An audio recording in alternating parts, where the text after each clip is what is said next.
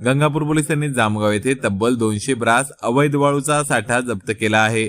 सदरची कारवाई ही गंगापूर पोलीस ठाण्याचे निरीक्षक सलीम चौश, PSI अनिल झोरे, रमेश जारवाल, भागवत खाडे आदींच्या पथकाने केली असून गंगापूर पोलीस ठाण्याचे निरीक्षक सलीम चौश यांनी जनतेला आवाहन केले आहे। नेमके त्यांनी काय आवाहन केले आहे बघूयात।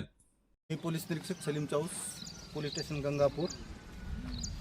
रात्री पेट्रोलिंग दरम्यान आम्हाला माहिती मिळाली की मौजे जामगाव येथे ठिकठिकाणी वाळूचे साठे करून ठेवलेले आहेत। त्या दृष्टीने आम्ही आमच्या पोलीस स्टेशनचे PSI झोरे साहेब यांना खात्री करण्यासाठी पाठवले असता जामगाव येथे आम्हाला 4 ठिकाणी वेगवेगळ्या ठिकाणी प्रॉपर स्मशानभूमीच्या बाजूला आणि गावातच अंगणवाडी शेजारी वगैरे आम्हाला 4 ठिकाणी साठे मिळून आले।